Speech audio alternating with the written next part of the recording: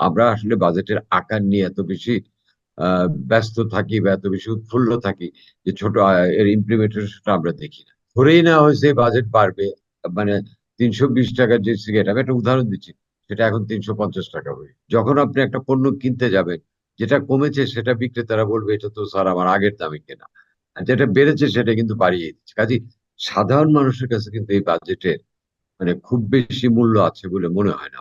এমনি শেয়ার বাজার কিন্তু একটা ধসে যাওয়া বাজারে পরিণত, banking sector and the stock market. আমি জানি না যে এই দুইটার জন্য অর্থমন্ত্রী কি। বাজেটের এবার অনেক বহুমুখী চ্যালেঞ্জ আছে। সেই চ্যালেঞ্জগুলি মোকাবেলায় কতটুকু পারফেক্ট বাজেট হয়েছে বলে আপনি মনে করছেন? এই বাজেটটা যদি রবীন্দ্রনাথের ভাষায় বলি, ভালো মন্দ মিলাই সব, এটাকে খুব ভালো বলা যাবে না, সবকিছু মন্দ বলা যাবে না। আমার কাছে যেটা মনে হয় সবচেয়ে বড় চ্যালেঞ্জ হবে inflation. Hmm. Inflation control the biggest challenge of this budget. আর হুম। আমি এখনো তো পুরোটা আমাদের পড়ার সুযোগ হয়নি, যেটা আমরা শুনলাম, কারণ এটা পরে গেলে হয়তো আরো ডিটেলস বলা যেত। আমার কাছে এটা একটা বিশাল চ্যালেঞ্জ মনে হচ্ছে। জিডিপি যেটা ধরা হচ্ছে সেটাও কতটুকু জানি না। আরেকটা জিনিস যেটা এবার যে এনবিআর যে রাজস্ব আহরণ, যেটা ট্যাক্স কালেকশন, এটা এবার এটা কিন্তু কোনোবারই আমরা পারিনি, এবার আবার এটা বাড়ানো হয়েছে। আরো তো বাড়ানো দিস উইল হয়েছে। আরো বাড়ানো হয়েছে। এই বাড়ানোটার প্রেশারটা কিন্তু পড়বে মধ্যবিত্ত সাধারণ মানুষ। এমনি কিন্তু সাধারণ মানুষ পণ্য মূল্য টুল্য ইত্যাদি নিয়ে একটা ত্রাহি মধুসূদন অবস্থায় আছে। তো সেই পণ্য মূল্যটাও যে এই বাজেটে কন্ট্রোল করার কোনো সুস্পষ্ট আহ নির্দেশনা আছে এমনটি আমার এখন পর্যন্ত মনে হয়নি। আমি হয়তো আরো ডিটেলে গেলে আরো, কিন্তু আমার কাছে এট এ গ্লেন্স এটা মনে হয়। হ্যাঁ, ভালো দিক হলো যে আমাদের যেটা বলা হচ্ছে যে সোশ্যাল সেফটি নেটওয়ার্কটা বাড়ানো হয়েছে। এই সোশ্যাল সেফটি নেটওয়ার্কটাও কতটা মাঠ পর্যায়ে এফেক্টিভলি পৌঁছাবে।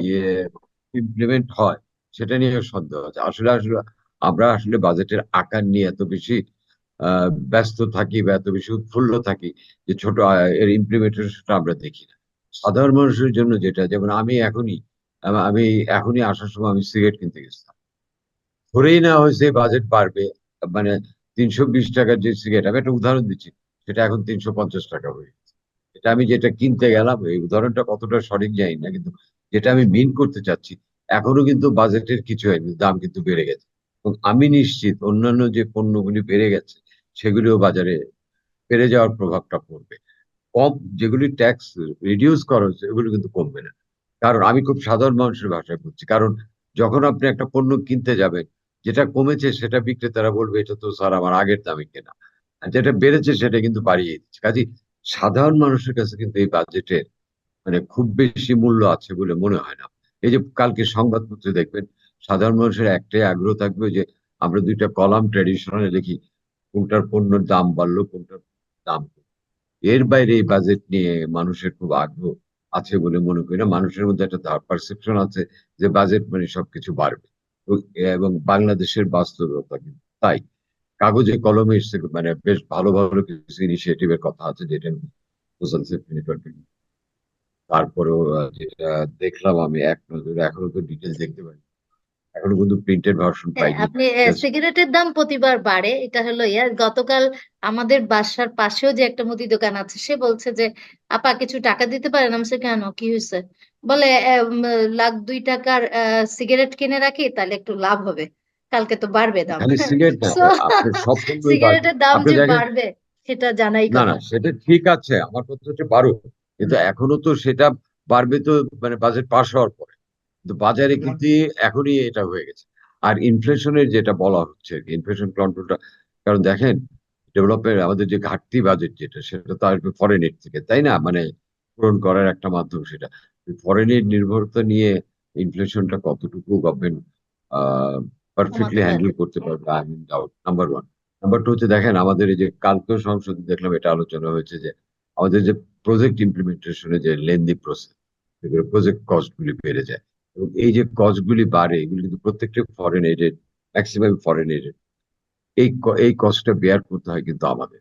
কাজে সব মিলে আমরা যদি খালি বাজেট না দিয়ে আমরা যদি আমাদের ইমপ্লিমেন্টেশন প্রসেসটা এবং ইমপ্লিমেন্টেশন ক্যাপাবিলিটি এবং ক্যাপাসিটিটা ডেভেলপ না করি, আপনি এবার তো মানে বাংলাদেশ ইতিহাসের সবচেয়ে বড় আকারের বাজেট, বড় বাজেটে কাজ হবে না যদি না আমরা দক্ষ ম্যানেজার্স তৈরি করি। রাইট। আমার কাছে এক নজরে এমন। হ্যাঁ, আরেকটা যেটা হচ্ছে যে সব সময় মানে সিপিডি সহ অর্থনীতিবিদরা সমালোচনা করে কালো টাকা সাদা করার সুযোগ। এবারও কিন্তু 15% ট্যাক্স দিয়ে কালো টাকা সাদা করার সুযোগ দেয়া হয়েছে। সো এই বিষয়টাকে আপনি কি মনে না, করেন? আমি এটাকে খুব পজিটিভলি নেই না, কারণ এই জন্য নেই না, আমি তো এখন তাহলে নর্মালি আমার ট্যাক্স দিতে হবে 20%, 30%, হোয়াট এভার ইট ইজ। আমি তো ওইটার ব্যাপারে উৎসাহ হারিয়ে ফেলবো। আমি এখন আমার সাদা টাকাও কালো টাকা বলে এইভাবে সাদা করার একটা উদ্যোগ নেব। যদিও হুম, 1/11-এর সময় এটা নিয়ে কিন্তু একটা বিব্রতকর পরিস্থিতির সৃষ্টি হয়েছিল, যারা সাদা কালো টাকা সাদা করেছিল তাদের আবার ট্রুথ কমিশন টমিশন ইত্যাদির একটা ব্যাপার ছিল। কিন্তু কালো টাকা সাদা করার সিস্টেমটা যতদিন থাকবে, এমনি তো দেখেন মানি লন্ডারিং সহ বিভিন্ন বিষয়ে আমরা জর্জরিত। ব্যাংকিং খাতের সরি, আর ক্লিম কালো টাকা সাদাটা আমি এক কথা বলে দিই, I am not favour of this. এতে হবে কি, মার্কেটে কালো টাকার ইয়েটা বাড়বে, প্রভাবটা বাড়বে, এবং কালো টাকা আহরণের ক্ষেত্রে মানুষের উৎসাহ বাড়বে। কারণ আমি তো, if I earn black money in make it white, মাত্র 15%। এটার হয়তো হুম, অন্য ব্যাখ্যা থাকতে পারে, কিন্তু আমি সেটা মনে করি। আরেকটা জিনিস হচ্ছে ব্যাংকিং খাত। আমাদের তো এখন সবচেয়ে নাজুক অবস্থা হলো ব্যাংকিং খাত, তাই না? হুম, হুম, ব্যাংকিং খাতের ব্যাংকিং খাতের সুশাসন ফিরিয়ে আনার জন্য মেজার্স গুলি আমার কাছে ক্লিয়ার না এই পর্যন্ত। আমি জানি না, হয়তো ডিটেলে গেলে আরো জানতে। এখন পর্যন্ত আমার কাছে খুব ক্লিয়ার মনে হয়। আপনি থিওরিটিক্যাল কথা বলে কিন্তু প্র্যাকটিক্যালি এই কাজগুলি আপনি করতে পারবেন। So right. ব্যাংকিং যেটা লেটেস্ট যে রিফর্মটা হয়েছে, এই যে একই পরিবারের ইত্যাদি, এই বিষয়গুলি আমাদের আমাদের আমাদের যে মার্কেট ইয়েটা আছে, আমাদের শেয়ার বাজার যেটাকে আমরা বলি, হুম, হুম, হুম। সেটার অবস্থা তো আমরা সবাই জানি, তাই না? না, এবং স্টক শেয়ার বাজারে কিন্তু কোনো তেমন সুখবর না, এবং কিছুই তেমন ইয়া করা হয়নি, বরং আমি সেটাই বলছি যারা আমাদের। যারা লিস্টেড কোম্পানি এবং আনলিস্টেড কোম্পানির জন্যই বরং আরো কর কমানো হয়েছে। সো সে- দেখা যাতে এতে লিস্ট শেয়ার বাজারে কোম্পানিগুলি আশায় আসলে কিন্তু আর ততটা উৎসাহিত হবে না, কারণ হবে তাদের না। তো এমনি, যদি ওইটার এ- যারা লিস্টেড হলে কমানো হতো, সেই ক্ষেত্রে সে না না, লিস্টেড হতে আগ্রহী হতো। আমি আমি আমি জানি না কালকে গভর্নমেন্টের একটা প্রেস কনফারেন্স হয় ট্রেডিশনালি, আপনি জানেন, বাজেটের পর। সেখানে এই প্রসঙ্গটা আসবে কিনা, কেন এটা করা হলো, এটা কিন্তু আমার কাছে $1 মিলিয়ন।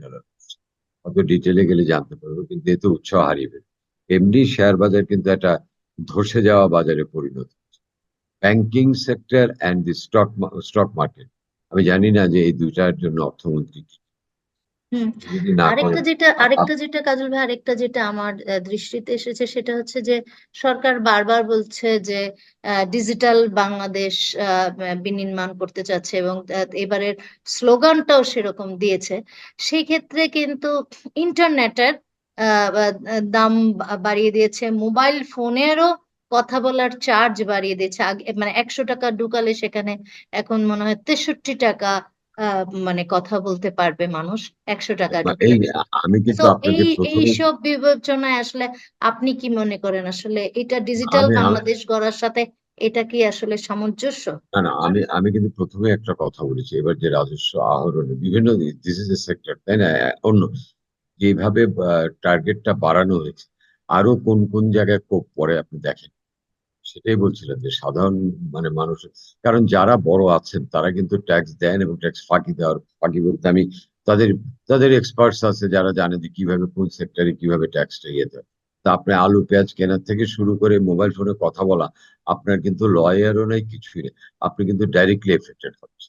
সেটাই বলতে চাইছি, এই বাজেটে এই সবচেয়ে বেশি এফেক্টেড, এইসব ক্ষেত্রে সবচেয়ে বেশি একদম সাধারণ মানুষ।